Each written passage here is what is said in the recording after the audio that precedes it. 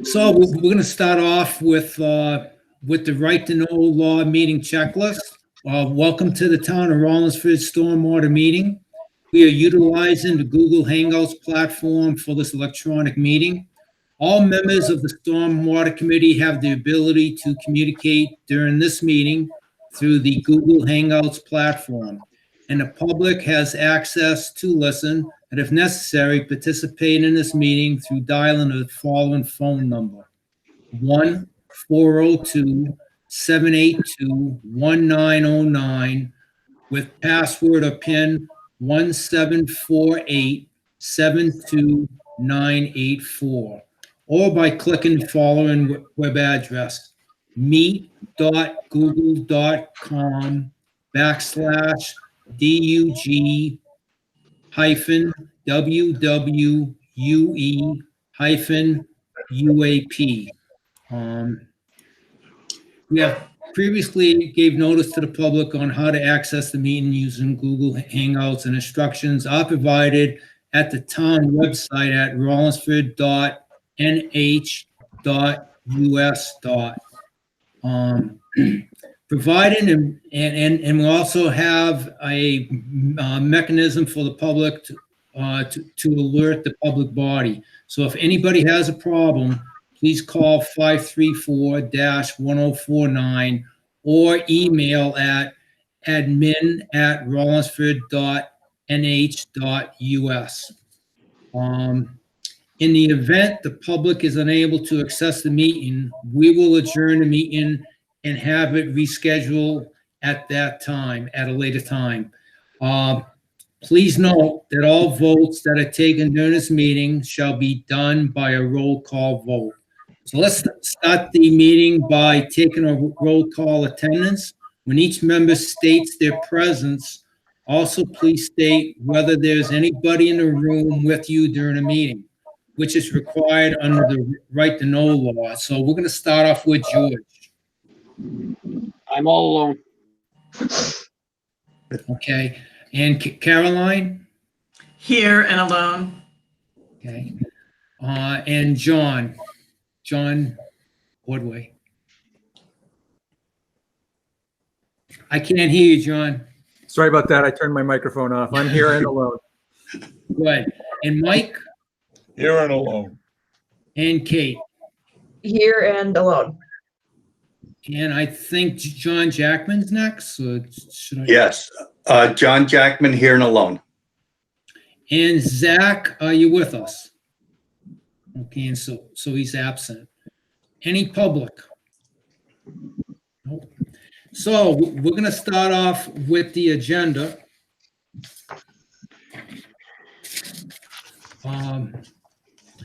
I wanted to ask the public if there's any comments, but there's no public. So the next one is we're going to talk about the stormwater asset management loan. And we will discuss the NHDES approval letter. So I will try to present now. Let's see if this will work. Let me see. Yeah, here it is.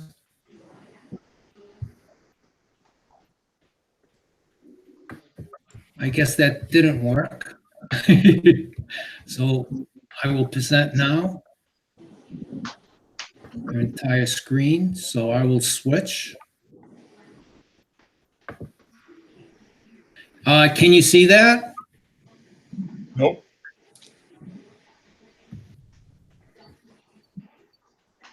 It didn't work. Paul, if you click on present now, you have to click on your monitor. It'll show you a picture of your monitor. So then click on the picture of your monitor and then confirm share screen. Okay, so I have share your entire screen, and I have to click where? Click on the picture. It should be showing you a picture of your monitor. Click on your monitor, yes. And then click on share screen. Okay. There you go. That worked. How's that? Excellent.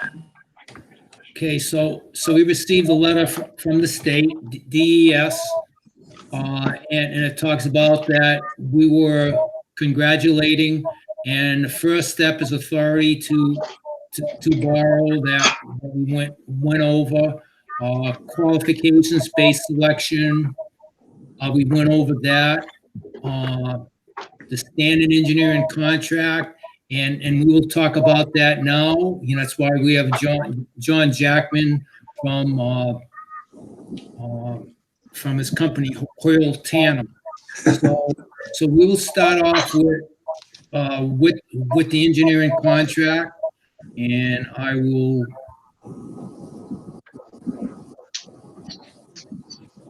I'm just going to ask everybody else to mute because we are getting a little feedback. So if you could just all mute when you're not speaking, that would be helpful. Okay.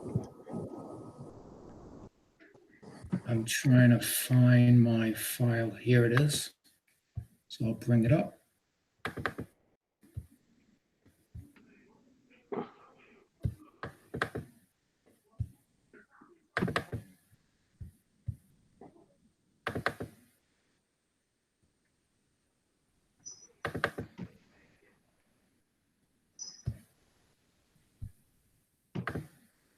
Here it is. Yes, I have the standard engineering contract, and I email everybody a copy. So it starts off with the agreement, which is legal terms.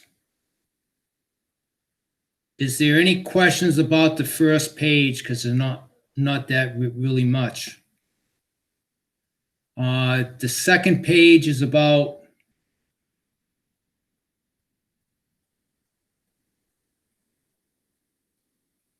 owner's responsibilities,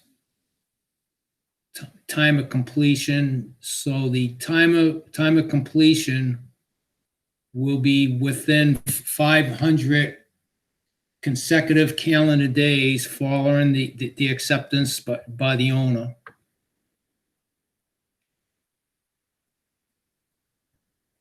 And the compensation, so the contract is for $30,000. Page 3,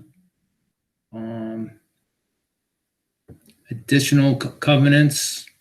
The engineer agrees to assign an active charge of the project for the life of the project, and the project engineer shall be Mike Trank, professional engineer. Engineering firm is Hoyle Tanner and Associates, town of Rollinsford, and approved New Hampshire Department of Environmental Services. Now the scope of the service, begins on page 3. Basically, it says, gives an overview of the town. The second paragraph, development of the stormwater asset management program will be funded by New Hampshire, the Clean Water State Revolving Fund. So, and there are specific requirements. And the town of Rollinsford's goals and objectives for the stormwater asset management program are to effectively manage and optimize the operation and maintenance, risk assessment, and capital planning for the stormwater infrastructure, and to aid in the reporting requirements of the 2017 MS4 stormwater commit. Hoyle and Tanner proposes a scope of services described below to assist the town of Rollinsford in meeting its objectives by developing a stormwater asset management program that will help the day-to-day operation, provide tools and education, and provide data. Okay, does anybody have any questions so far?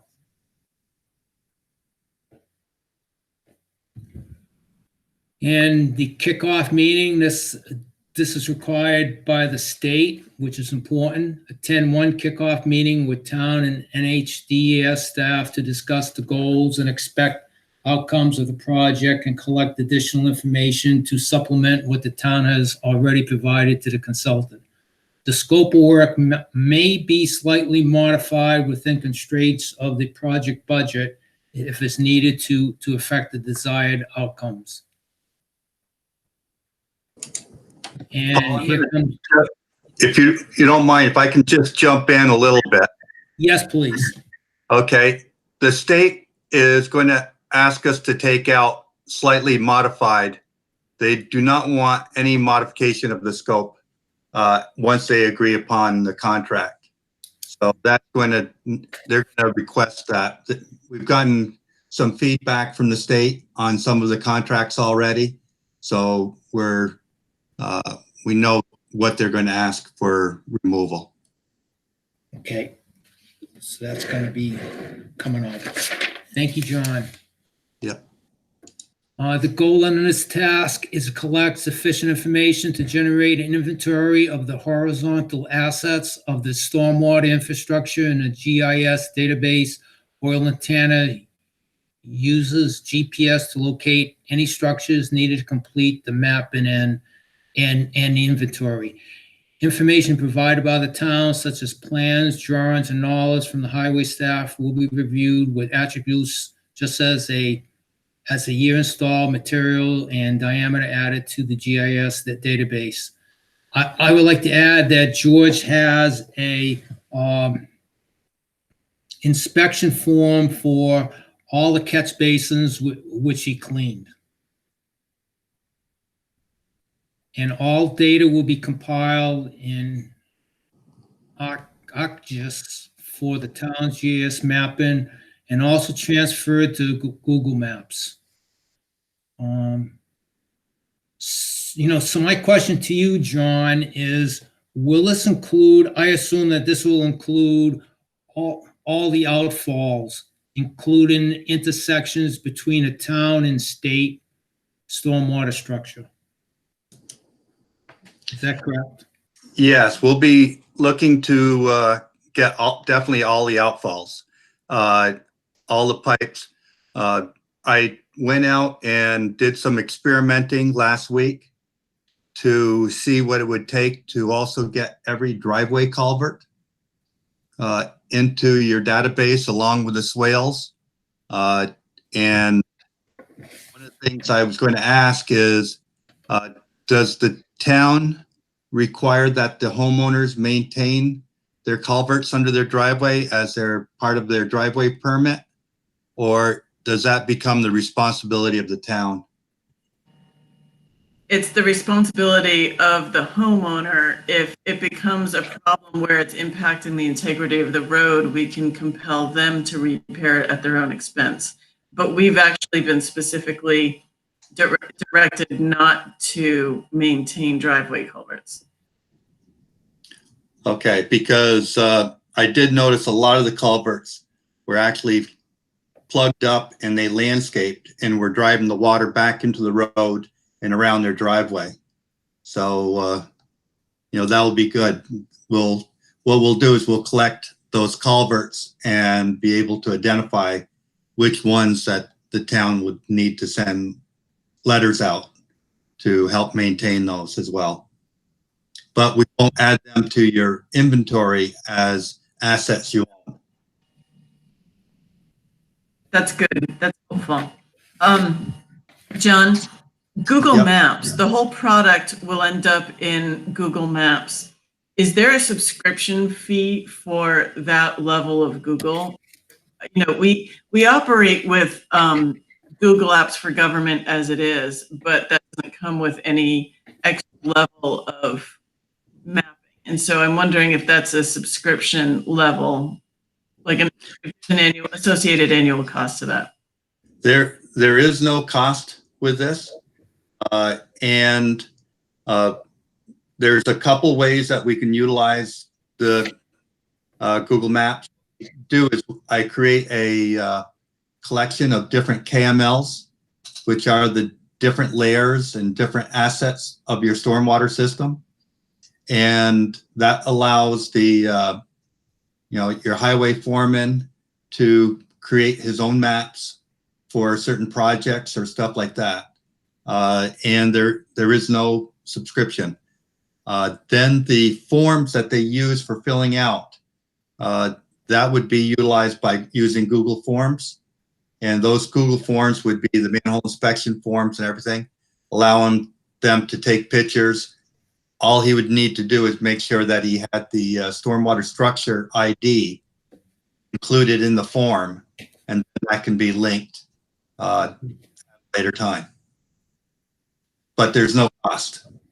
Okay, and John, the structure ID, are you creating a, for lack of a better word, a nomenclature or some kind of structure or system of identifying, like numbering? Yes. Basins? Is that within the scope? Okay. Part of the requirements of the asset management program is I have to develop an asset ID system.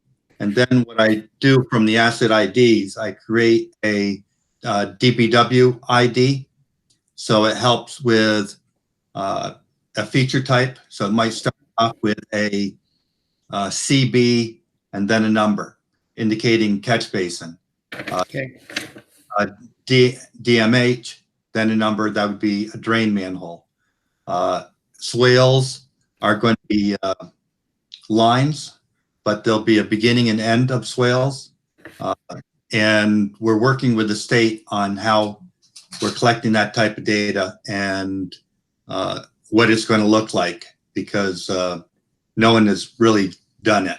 And we have some big programs that we're going to be doing, and we'll utilize what we learned from those programs in Rollinsford with the data collection.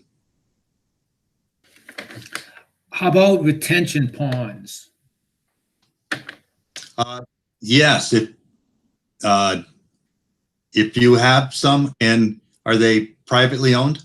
No. Yes, they're privately owned, but I think that George maintains one. Correct me if I'm wrong, George.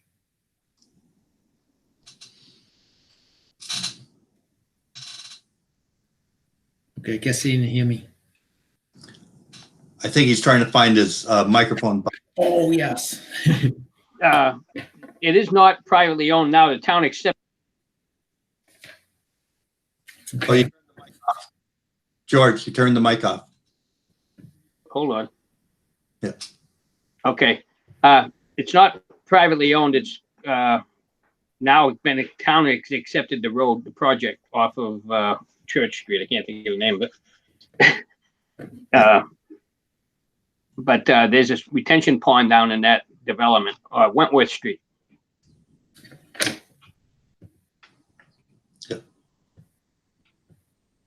So to answer your question, Paul, yes, we'd probably want to pick up both private and public retention ponds.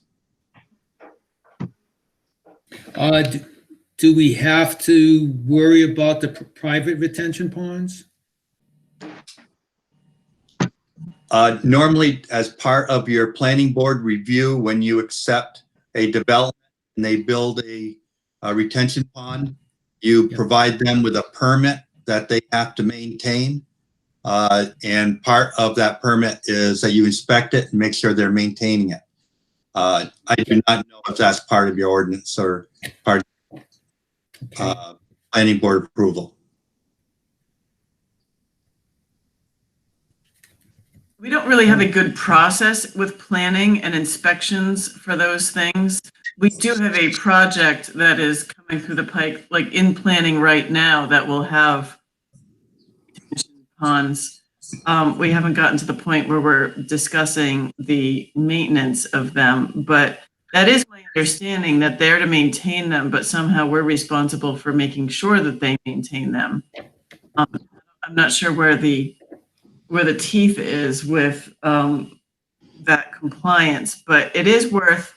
I just kind of want to point out, if there's a way to put new things in the system so that we know that they're there, but also a way to track their progress when they're new, as far as is involved, because planning is a big part of stormwater that this group doesn't talk about a whole lot, but for new projects, we have to make sure that they're stormwater compliant and inspect them for all the things that, runoff and drainage and whatever in the development process. And we are completely new at that. So it would be helpful to have some kind of tools that can help us keep track of projects and planning. So it's a tangent, but I'm just going to throw that in there.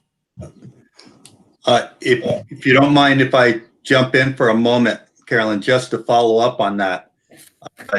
Right now would be the time, because the state also has a $75,000 stormwater planning with 75% principal forgiveness, so that you could get a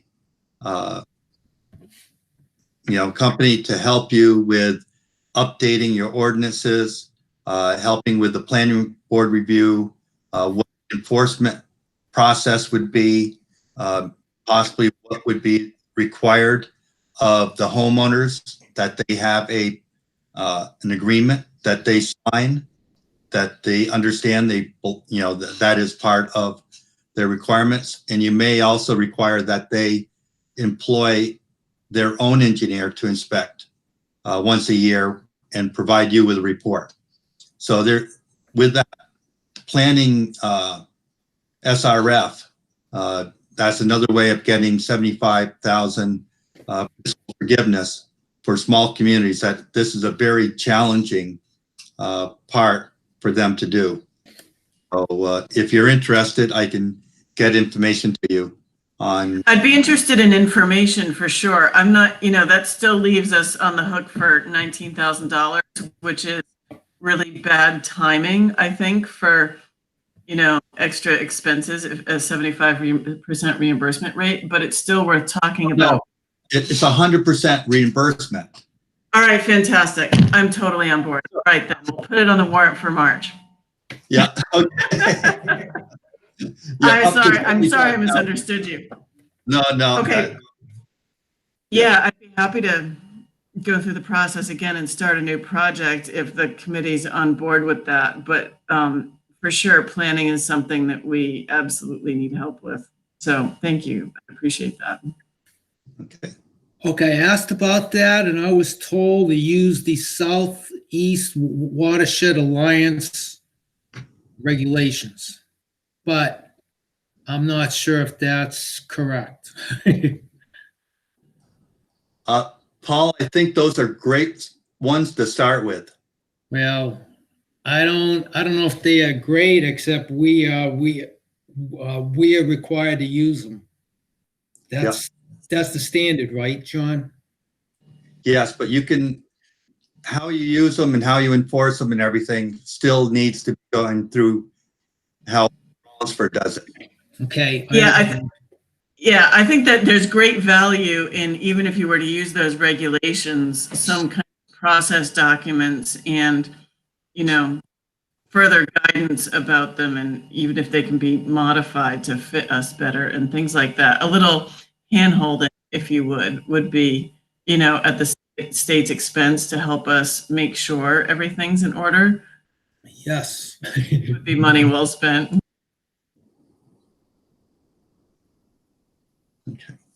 Okay.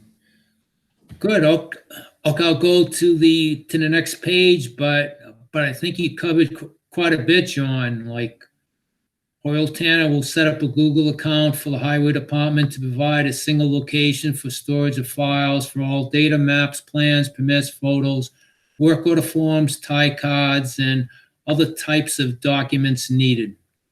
Oops, sorry. For the operation and maintenance and management of the Stormwater Asset Management Program.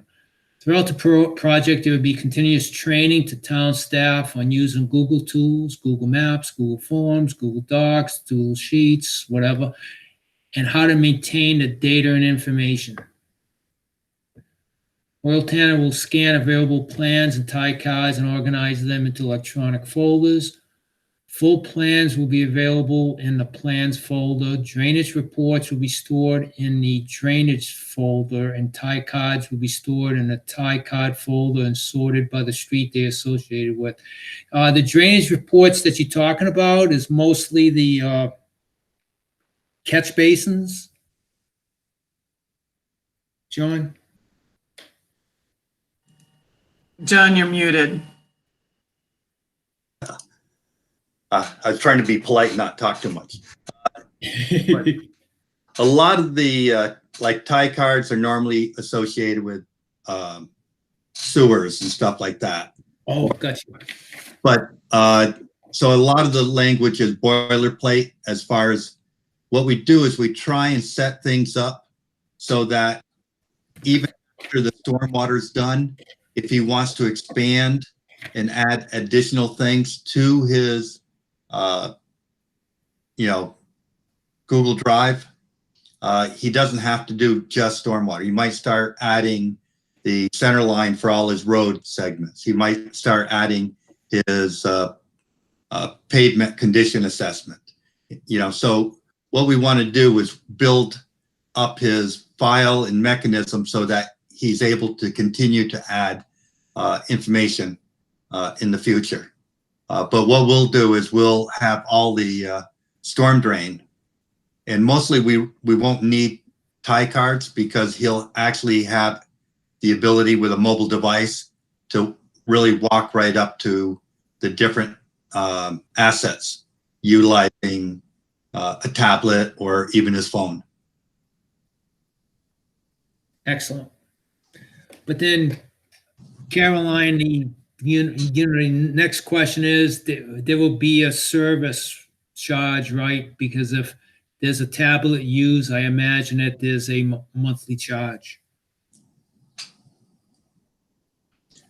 Probably. I guess that's a question, it doesn't make sense to have a tablet without paying for internet service for it. So there would be a phone company charge for that, I imagine, which is worth figuring out for budgetary purposes.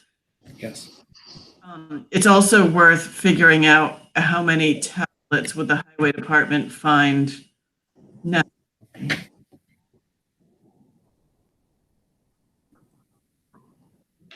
And I don't know if George has enough information about what, how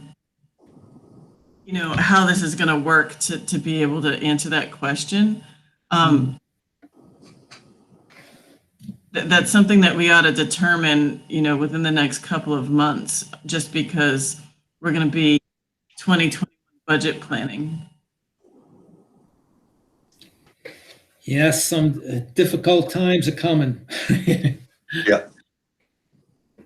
Okay, good. Is there any other questions from Mike or anybody, or John?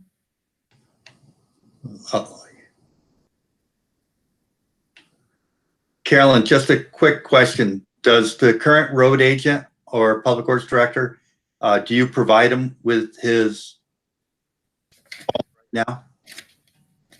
That's George who's on the line. And yes, he has a phone provided by the town. A pretty simple smartphone. So yes. Okay. What some communities have done is they've just got a inexpensive tablet, and then they just Bluetoothed it to their phone because they find that they've used very little data, and that they don't have to pay for another cell service. Excellent. That's not a bad idea, but it's also worth just noting that it's really hard to buy technology right now. So while I think it's important to have at least one tablet part of the scope for functionality, I'm not sure how realistic it is to get what the make and model is that we might really want. And there is probably price gouging going on right now.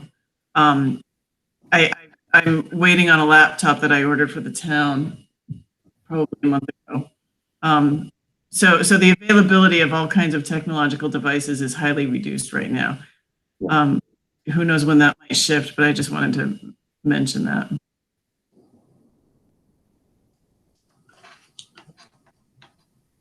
Okay, I'll go to task 3, define level of service and vision statement.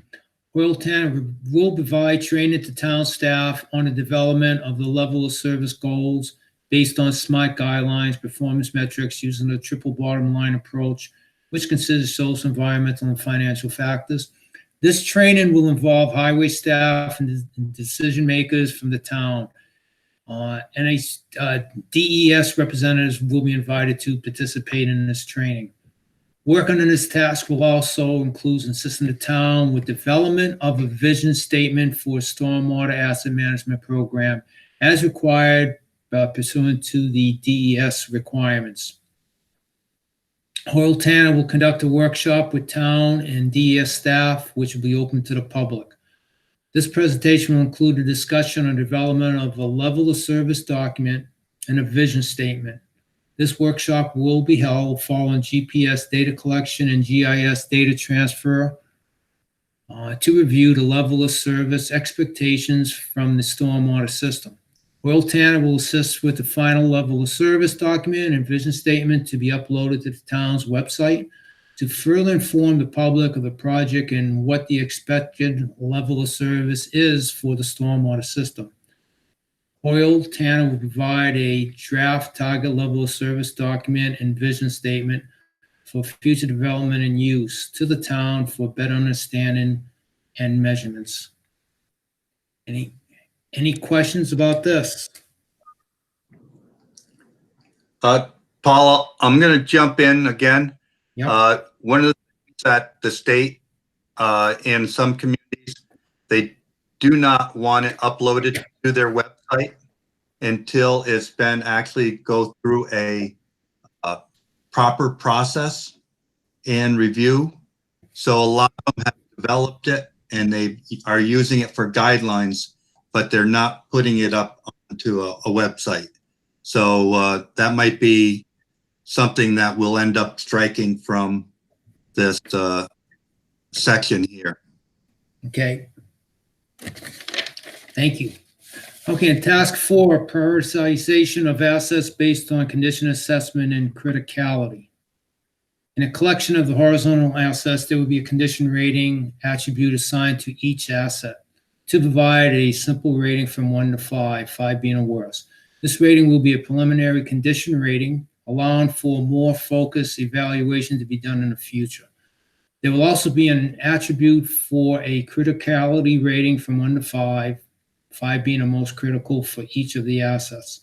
The data for these assets ratings will come from the maintenance report and in-house knowledge of town staff.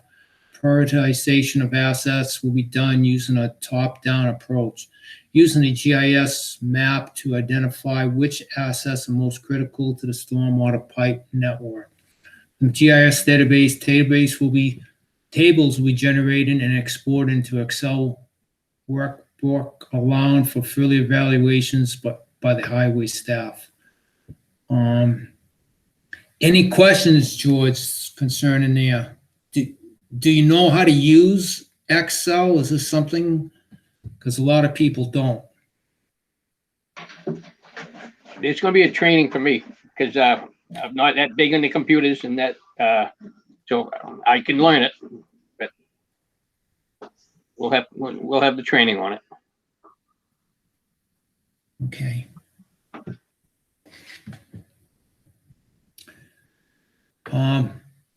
Hoyle Tanner will conduct a workshop with highway staff to develop the matrix for assessing the condition and risk of the stormwater system.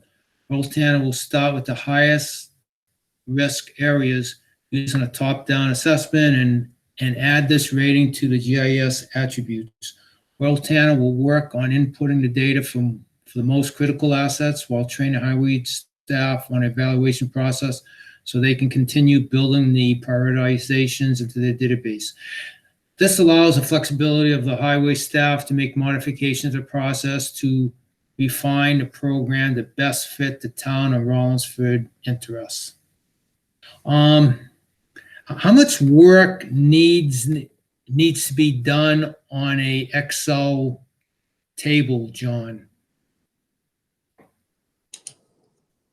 Well, Because this is typically, I am very, very familiar with Excel. In fact, I used to use the old Lotus system, but the average person doesn't use Excel. Yeah.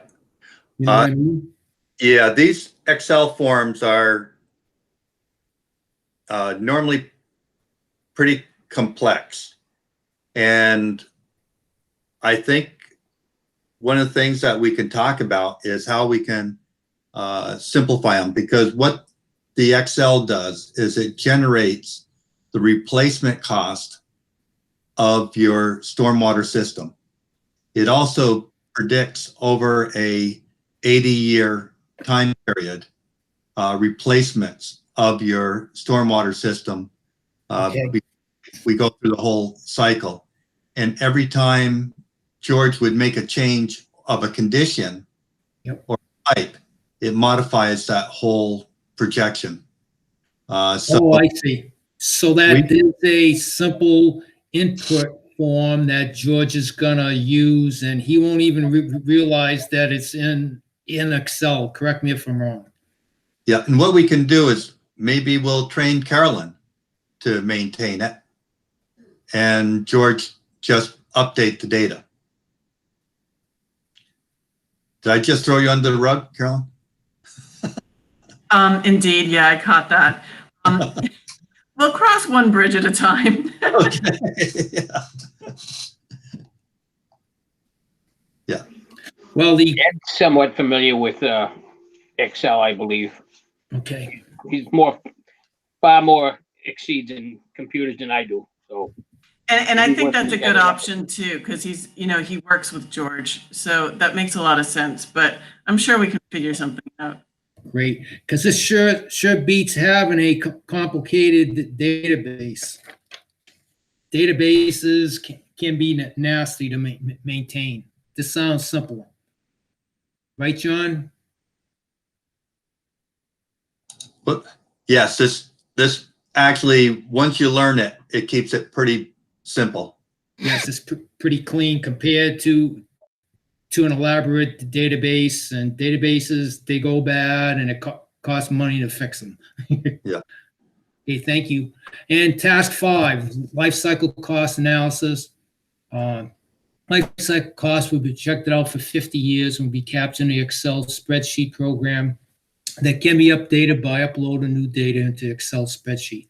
Training will be provided to town staff on how to maintain and generate cost reports. Hoyle Tanner will work with highway staff to develop a thorough inventory of the stormwater system. In doing the life cycle cost for the horizontal assets, there will be 3 fields required for each asset: age, size, and length.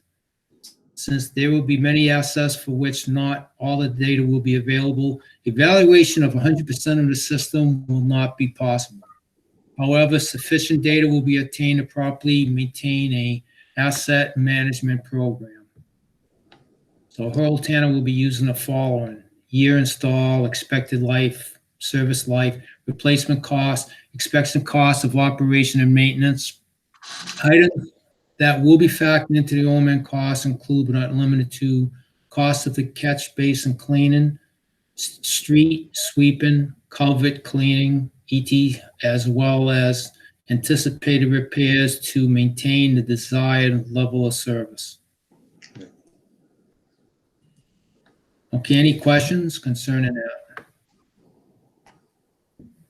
And the next one, I'm going to just quickly cover task 6, develop funding strategy for asset management and replacement. Well, no, I better get into detail then. Based on the expected maintenance of the horizontal stormwater assets, the estimated cost will be calculated using asset management software. Highway staff will use Google Forms to provide data needed to allow administration and needed data for evaluation. This will provide the required information for generated updated sample GASB reports and provide expected investment needed to the system. Rehabilitation costs, increased life expectancy will also be part of the life cycle cost and O&M strategy. Hoyle Tanner will review the maintenance costs for cleaning of the catch basins and other maintenance activities for stormwater system. Using this information, we will develop a replacement maintenance ratio for the stormwater system to help evaluate the proper funding for repairs and replacement of the stormwater system assets. Any questions? And task 7, develop implementation plan for maintaining the asset management program. This program will be developed by collaborating with the highway department's staff, frontline staff, to create buy-in for long-term support and a thorough understanding of what needs to be done to maintain the stormwater asset management program. During the development of the program, a workflow will be developed to help identify the appropriate steps to maintain a program. Oil Tanner will assist during the development of the stormwater asset management program, as there will be times when the highway staff will need additional help.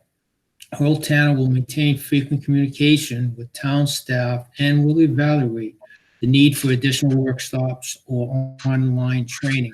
Oil Tanner will maintain communications with the highway staff throughout the project, using workshops to explain the asset management tools, develop goals and timelines to meet the goals, and provide documentation describing the asset management program to be added to the town report. This will help support the level of service document published to the town's website. For budgetary purposes, we have assumed 4 workshops of 3 hours duration for a total of 12 man-hours. Okay. Any questions? And develop a communication plan. Prepare a communication plan with a time frame for completion to inform staff, community management, and customers of the asset management program and its capabilities. The communication plan will include a description of how the community will incorporate energy and water conservation when applicable into their asset management program. The communication plan will show how internal and external entities will maintain the asset management program in the future. It will also include an SOP, standard operation procedure, so town staff will have a clear understanding of the program and continue the legacy into the future. This will be a living program and shall be evaluated and revised on a regular basis. The only question I have, and I should have asked this earlier,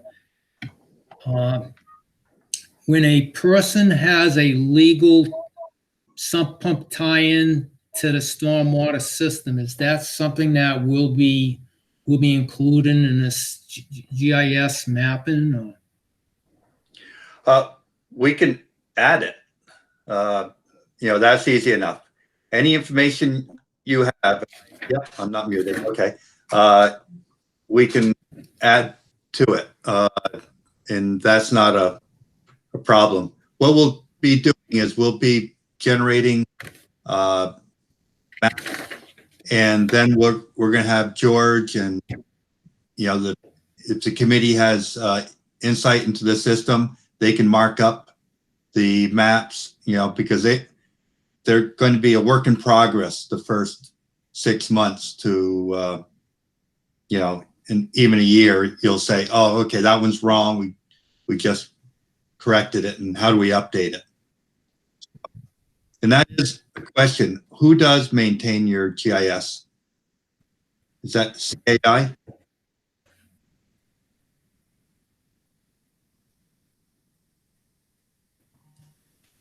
I can't answer that question. I'm not familiar with the GIS system that the town has. I don't know if the town has a GIS system. Okay, does anybody know? Mike, would you know? So assessing might have some kind of GIS capability. They, for mapping for parcels in town, but I don't know how much they use GIS or not. As far as town staff goes, nobody's using anything GIS related. A contractor may be, but staff are not. Yeah. So that's another thing, Carolyn, that if you get the planning grant or loan, you might be able to incorporate when you have a new developer come in, that they pay for updating your GIS with all the information that they're going to be bringing. Because otherwise, after 2 or 3 developments, your GIS is not going to be current or valuable. And it's very common for developers to pay for updating the GIS. That would be fantastic. It's all, yeah, it's going to be a learning curve, but it's invaluable and we should get there. Absolutely. The grant's a good idea. I understand what you're saying about, it gets outdated quickly if nobody's responsible for maintaining it. Who's doing what, when, and how would be very much up in the air. These are all great opportunities, but they do come with, there's an internal lift involved, which with everything, with this asset management grant and then with the planning grant that we're going to have to figure out, people, we don't have a lot of staff and we're going to have to figure out who's doing what. And that's going to present some challenges, I'm sure. Yeah. You may be able to talk with like Stratford County. They typically have a lot of GIS people. You might be able to contract with them and then pay them through the developer. And that way they can keep your current GIS just up to date. And, as you do work, they might be able to add it to it automatically. Just That's an a good idea. point. Yeah.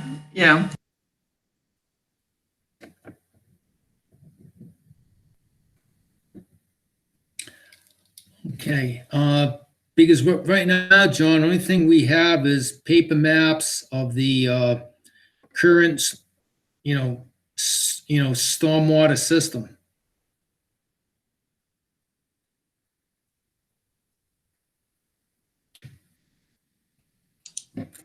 That'll be a good start. Okay, good. Okay, the last item.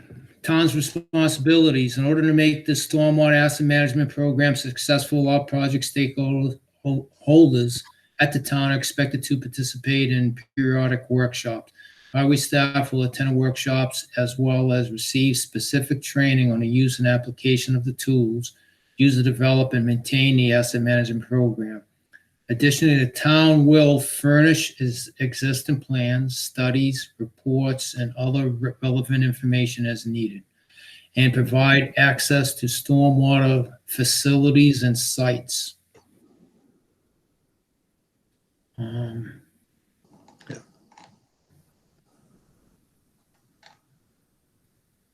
So that's okay. Is there any questions or comments? I had a Okay, question. sure. This is John. Yeah, hi, John. Stepping back on the asset management, there's asset management that we're talking about, an Excel, or I'm sorry, a life cycle cost, which is going to capture everything in Excel, and then in the next section we talk about funding strategies and using Google Forms. And I'm curious, those are two different things. What the life cycle cost analysis and Excel spreadsheet, that's something different than what you're using for the funding for the what the highway staff would administer and use for evaluation. John, that's a good question. And it really, all the information is maintained in that worksheet. The life expectancy, replacement cost per linear foot, the year that it was installed, its condition, and the assessment based on maintenance, because maintenance can extend the life of an asset, or it can also reduce the life of an asset. That's where the highway has that ability to correct an input. So a lot of the data is utilized all in those worksheets. And some of the data is collected when they're out in the field. They utilize the Google Forms to collect the data when they're in the field. And also, you know, if they're collecting work orders, if they have flooding, they're able to generate a work order where there's emergency flooding, clean catch basins. If they're doing street sweeping, they'll be able to capture that. And that's more of a preventive maintenance. So, you know, we're trying to not come up with the answer, but to find out how Rollinsford does everything, what they have for cost, what they can afford to do. Because when we talk about the level of service, we don't want to create a level of service that you can't afford, you don't have enough staff to do, and you're going to fail. So what we want to do is make sure that we develop what fits for Rollinsford. And that way you're developing a true expectation of what your stormwater system is going to do and how you're going to maintain it. Okay, so there's not a connection between the forms that they fill out and the data that needs to be uploaded into the life cycle, or does it feed into it automatically? That's my question. It does not feed into it automatically. Okay. It goes into an Excel that you can then bring in to the other Excel. Yeah, import it.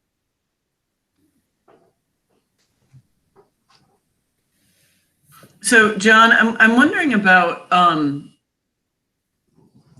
going back to what you just said about what can the town afford and what can it manage to do with the resources it has. How flexible is that within the scope that the state requires? Reimbursement.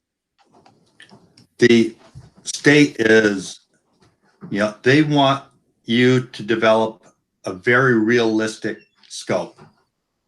Not only that, when you collect data the next year, and if you didn't meet your goal, you can readjust it down to what you were able to do.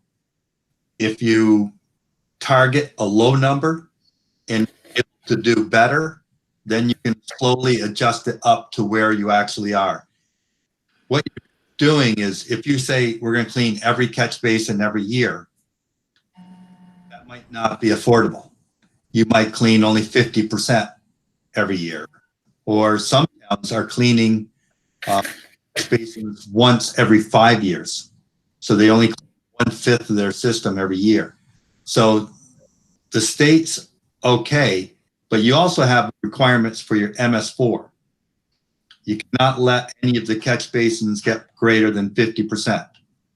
So as you're collecting that data, you're able to analyze, and you might find only 10% of your catch basins at 50% mark every year.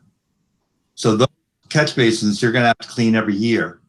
The ones that, you know, 30% full, you're going to have to clean every 2 years. And the ones you get 10% full, you can clean every 5 years. So by capturing this data, you're going to be able to focus what resources you have. Does that So answer your John, so question? what you're telling us is that you're going to provide, you know, as part of this project, you're going to provide a catch basin cleaning optimization plan, right?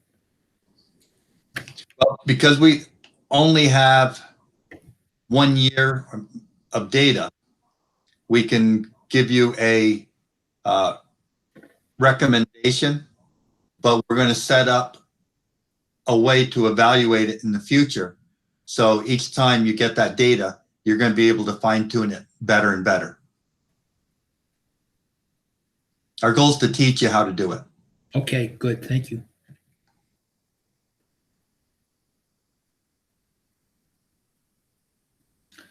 Okay, any additional questions? Because if there's not, I'll go to the Ted Berry proposal. I'll get rid of this screen.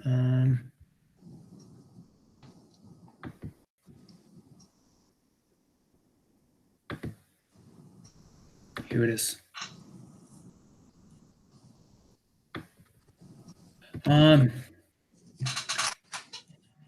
So Paul, we lost George. George is having a computer program and he just joined us now by phone. So I wanted to make sure he was with us before we started that. Anyway, thank you. Okay, I'm here.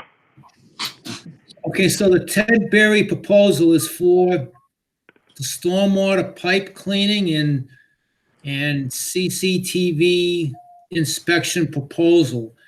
John, is this, part of the loan forgiveness, the $30,000 loan? Well, what I did, because I talked with Carolyn, she had mentioned that you had some storm drain lines that you had a very high concern about.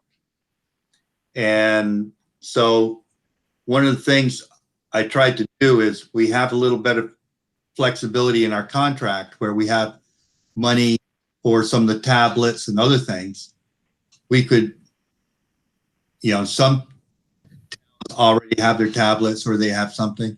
So I sent that along to look at what Ted Berry could provide for certain amount of money.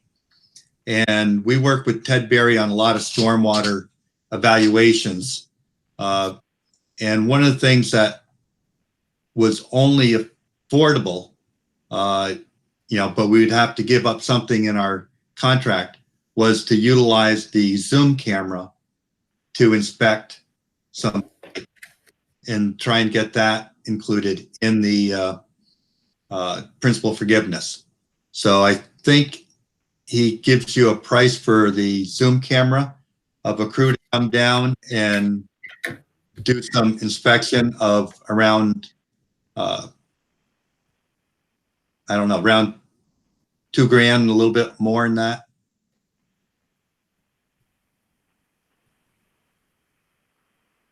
Yes. It says EnviroSite Air HD wireless Zoom camera system. But Right. that's just, listed with the other stuff. Right, he didn't break it out, but it could be broken out. So let me go to my, Yes, there's rates for the Zoom camera. right.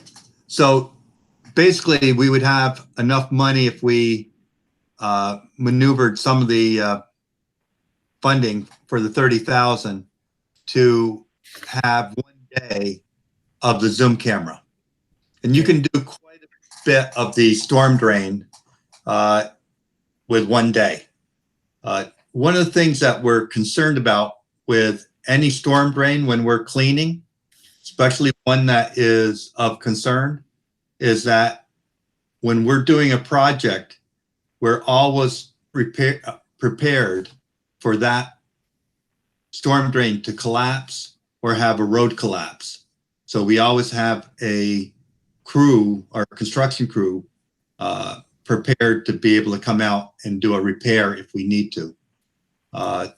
And so I'm a little hesitant of cleaning pipes that you have concern of, because they already tell us that there's some weakness in the pipe. When you clean, you may not stay in the pipe. You may actually penetrate into the ground and create more problems than what's currently there. So I just want to give the committee a little bit of background because I'm not sure that we really talked about it at the committee level, but the concern is behind the American Legion, where there's a dam in the woods along Locust Street that comes down and is now flooding the American Legion parking lot on Foundry Street, which has flooded the road a couple of times, which was just recently paved. A number of years ago, maybe 4 or 5 years ago, we had a sinkhole on the bottom of Locust Street between the American Legion and the parking lot on Foundry Street that belongs to the Legion, which is fed by this, the culvert that leads back toward that dam uphill. And all of that leads out to the outfall in the Salmon Falls River on the other side of the softball field on Foundry Street. Been told that there are sinkholes forming. You can see the gate of the softball field on the far side of the street is kind of sinking. So bring that to the committee's attention, and also note that we have the culvert reserve fund that we can use, you know, instead of taking money from the stormwater grant, depending on how we want to approach the scope of services, as John was describing. But then whatever we take out of the culvert reserve fund is not available for the repair of that whole line, which likely needs to happen. So I just wanted to make you all aware of what we're talking about. Thank you.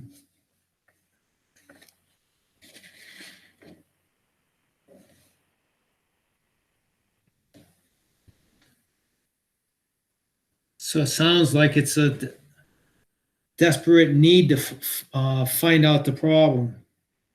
Well, so yeah, you know, on the one hand, it needs engineering. To my mind, it needs engineering services. And George, by all means, feel free to jump in here if you want to. But it seems to make sense that when the culvert was replaced on Pine Street at the bottom of Bucharest, which ultimately feeds into this dam on Locust Street uphill from our problem, you know, flow improved around the Pine Street area, which has increased flow probably to this dam and to this pipe, which is likely collapsed. So, you know, exacerbating what was already a problem, which is why we're getting more of a problem now than before the road was repaved a couple of years ago. So, you know, it just seems, you know, likely we need engineering services to determine, does it really need to get replaced all the way to the river? And if so, you know, what size pipe should we replace it with, and really determine that our hypothesis about, you know, Pine Street is correct and all like that. So, you know, on the one hand, it would be great to use the asset management to help us out with that problem. But at the same time, I don't want to handicap the asset management grant for something which is kind of a behemoth in its own right that really needs separate attention anyway. So, you know, I'm really happy to hear from the engineers. I love that this group is all, you know, mostly engineers. Lots of, you know, you all have a valuable perspective on this. And so I would love, you know, some discussion on this at some point. Caroline, I'm wondering, or what we're proposing with the Ted Berry proposal here, that we would go and do some camera survey of that particular stormwater pipe. And if my understanding, and I'm not, I've not done this much personally, but isn't it possible that if you don't clean it, you're not going to get much out of the camera work? Or, you know, can't it be somewhat limiting? So is it really worth spending money to go and maybe not get such great view back? I guess that can go to you or. So we need, you know, as part of the asset my understanding or the situation as I see it is that one of the functions of the asset management grant is to ascertain the condition of all the assets, which include the pipes that connect, you know, catch basin to catch basin and out to outfalls. And so this is certainly a situation like that, which needs to be cameraed because we're having a problem, but also it could certainly be cameraed as part of the scope of services within that scope. But I guess the question is, you know, and you know, I guess John Jackman can help me with, you know, the specifics of this, but do we want to just put a camera down there and take a zoom picture, or do we really want a camera crawl around creating problems? How much money, like to what extent do we want to figure out the problem on Foundry Street as opposed to sort of setting an even baseline across town with our assets? I guess, you know, given that we're having a problem, we could tip the dollars one way to help us, but, you know, I'm not sure if that makes sense for, you know, the project as a whole. So I guess that's my question. The one thing about Cameron, if you can't get it through, you're going to find where your blockage is and have a distance. That'll give you an indication of how bad the pipe is. I agree with what John Jackman had said. If you try and clean it and the bottom's already caved in and the water jet goes outside the pipe, you're in, that's going to be an emergency repair. And if the pipe is substantially damaged for a long distance, that's an expense you don't want to get into. I don't think we want to get to at this time, but sending the camera down to see what kind of the blockages are, that'll at least give you a foothold and know, well, we got 300 feet of good pipe or 200 feet of good pipe. We'll dig here if we ever get the chance. I think that might put you in better shape. But I agree. If you go through a whole cleaning process, you're apt to say, oops, what do we do now? We need to have a place for this to go. We're going to have to fix this.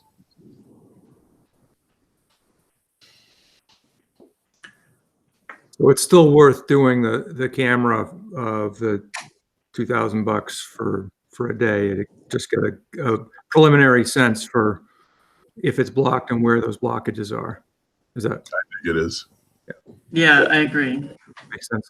Can I speak a minute? Please do, George. There seems to be a break in the pipe less than 50 feet from where the dam is. It's the water comes out of the ground right behind the Legion.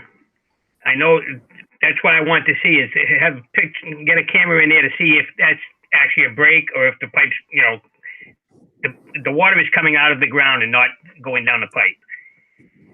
When we have an excess amount of water, heavy rain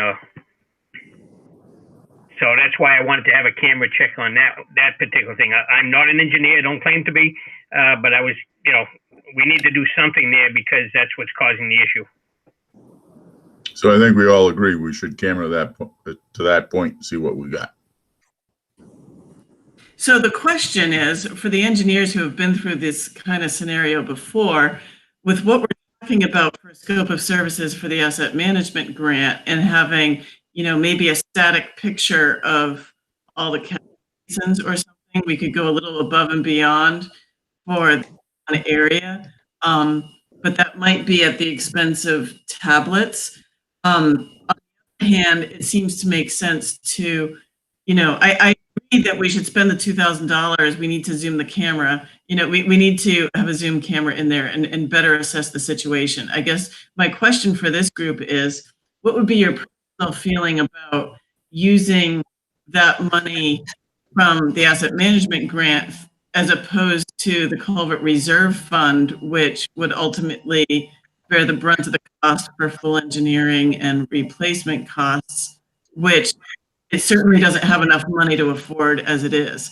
So it's already short, so the asset management could help with that. Does it make sense to use the asset management grant in that way, or should we find operating funds or culvert reserve funds to do the cameraing so that we can, get the cameraing out of the asset management grant and just sort of feed the information into the asset management grant without using the funding in that way? Well, I think that depends on how tight to the 30,000 we're looking at right now. If we got a little room, that's one thing. And John, you're going to have a better handle, Jackman, on that than we are. Yes, and I basically that's why I looked at the 1,900 because I currently have 2,500 in for tablets, and we could probably purchase 2 tablets that don't have cell services that can tether to a phone for easily the 500 and use the 2,000 for the day of camera work. Now this is a zoom camera, not a crawl camera. So it actually doesn't go down the pipe.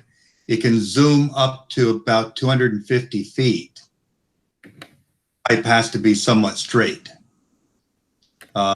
So I think it would be good to do a little investigation before we went this way, because if we're looking for like a small crawl camera that will just go up and check that one pipe, it might be cheaper, but with a zoom camera, we'll be able to do like, probably 20 pipes. Yeah, I think George has got a pretty good feel. So I think the Zoom camera is going to do what we want on that one. And we can also Okay. get better understanding of our other pipes in the days of Zooming. You can hit a Right. lot more places. Yeah. And I think that will give us a better baseline in the long run for your whole plan. Because George has lived the thing. He's going to know about whether the leak is or the problem is. So, George, so, all right, so back to John, you think you can get 2 tablets, $500 that can be tethered to phones? So Yeah. of the $2,500, we can afford to spend $2,000 on a Zoom camera. Yes. Okay, so George, do you agree with, like, George, what do you think about how we're spending money and,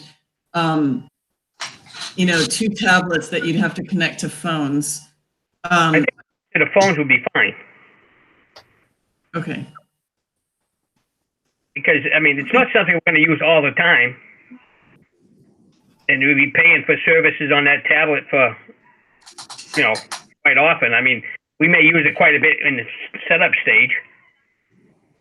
But we don't have a lot of system that we're gonna be using that tablet for all the time, I wouldn't think anyways. I mean, that's good. This is all new to me, so. Yeah. I'm thinking if we can input stuff through our phone onto a tablet, it's gonna give us the same information. Yeah.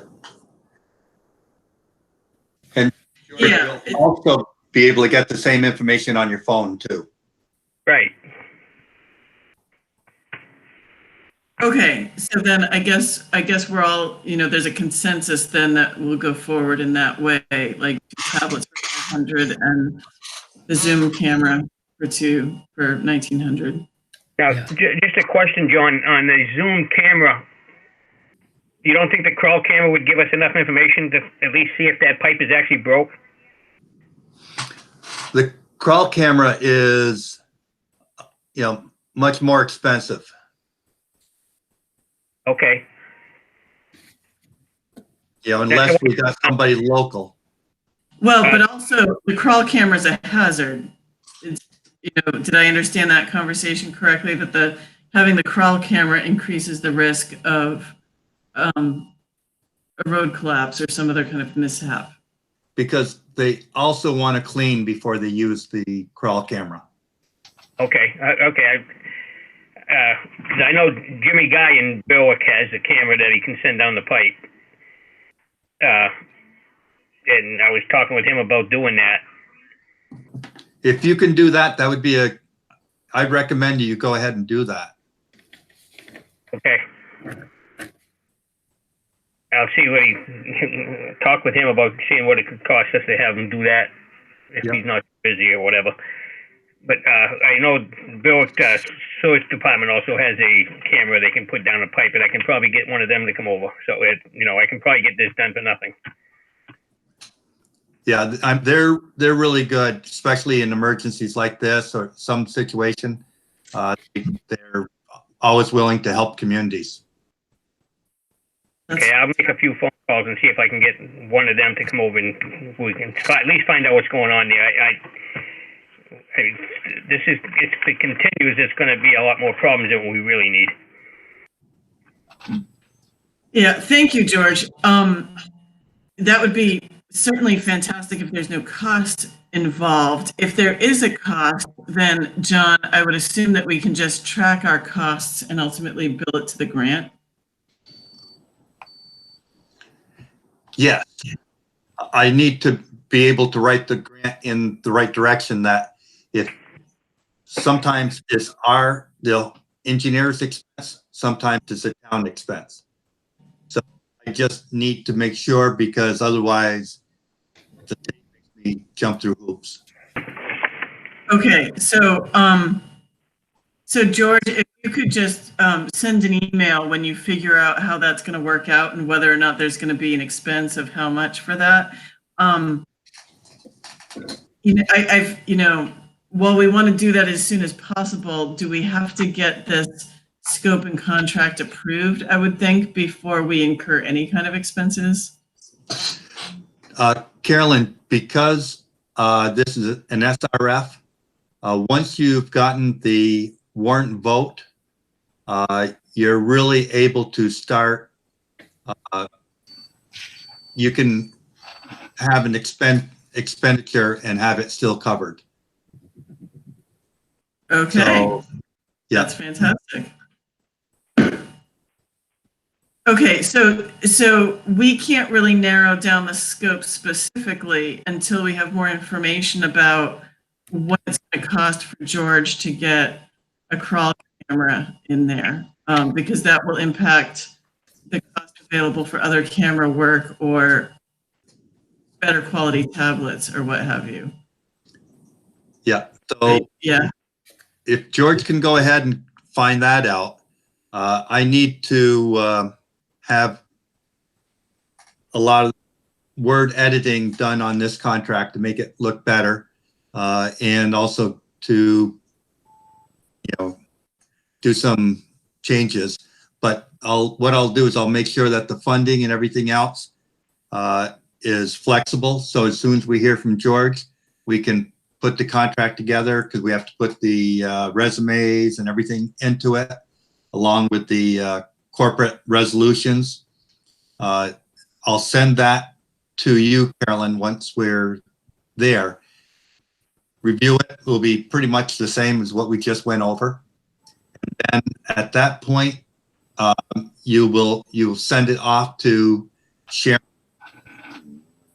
Null, and or I can send it off and CC you, once we agree. She'll review it, and then she'll mark it up and make comments.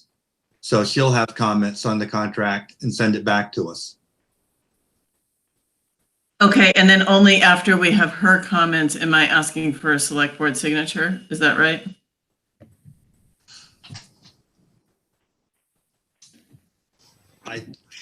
That's a good question. I believe so. But all I know is that it has to be a contract that we all three of us agree upon. And then that goes into the state revolving full application, which I'll be sending that to you this week.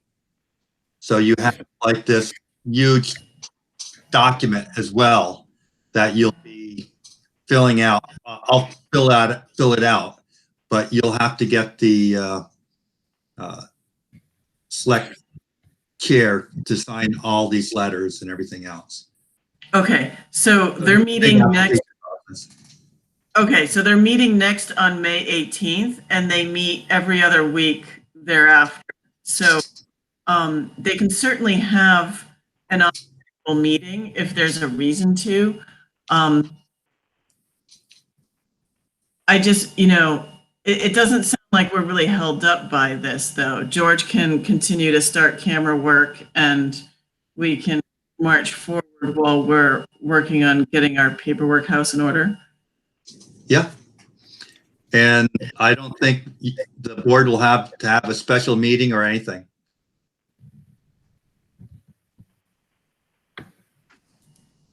Okay, that's great. Thank you, John. Yep.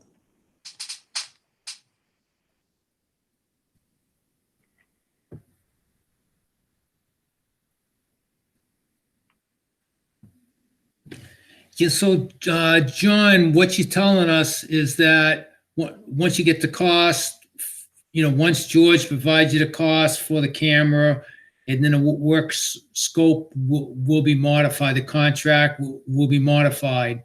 So the question I have is on this letter, on a congratulations letter provided by DES. It says the work scope should be submitted in draft form along with the standard engineering report phase contract. A copy of the CWSRF asset management guidance document outlining these requirements is available, blah, blah, blah. So that's the next step, right?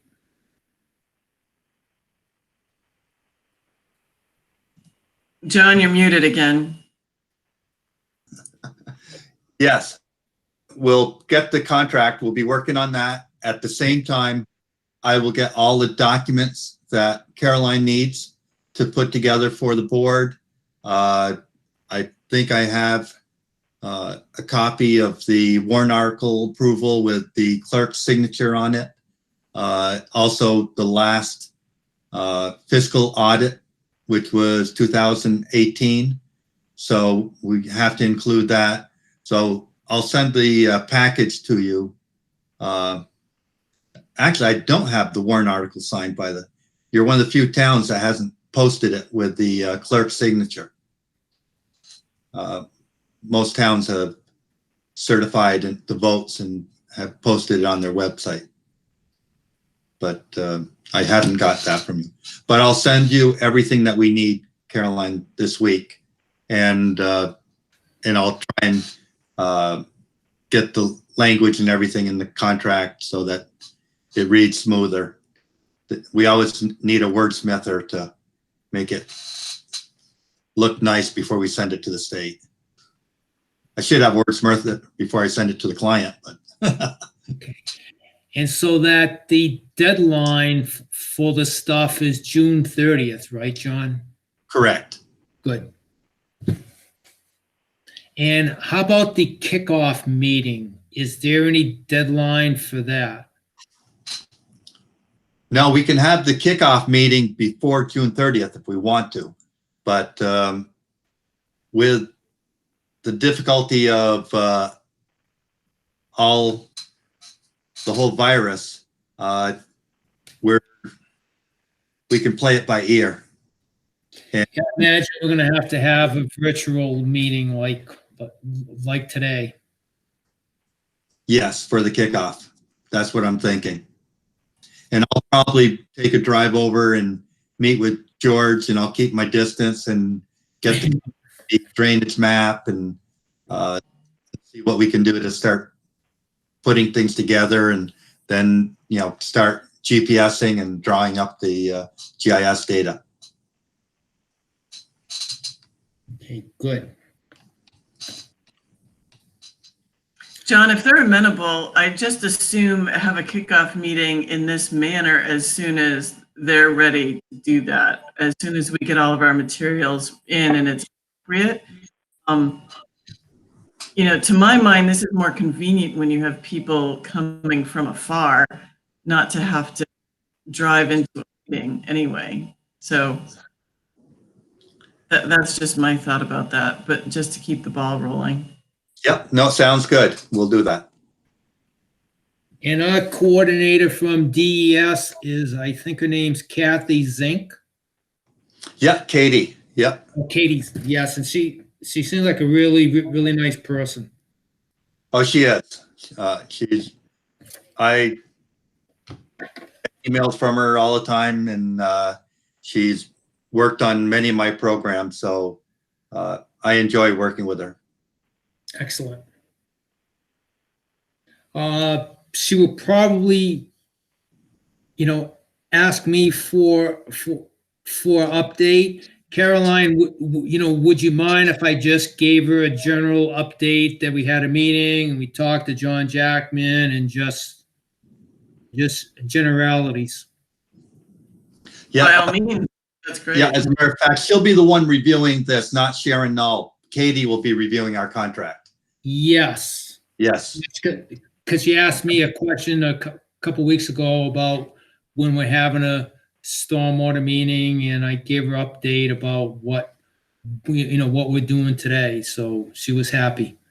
Yeah, great. Okay, good. Is there any other further questions?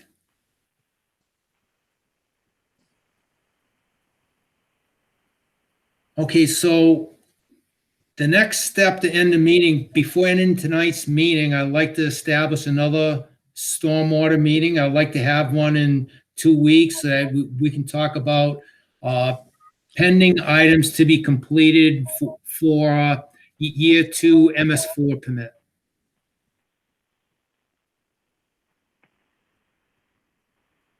So Paul, I'm looking at the calendar and I'm out of the office at the end of the week in 2 weeks on the 20th, but we could do the 20th 7th. I don't know if that's too late, but I could also do Tuesday 19th. It's not a Wednesday, but we could do Tuesday the 19th.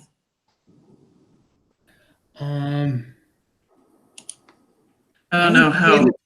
27th's good, because I'm gonna have to see George. And another thing is, how many pamphlets do we need about the septic tank pump outs? Do we need?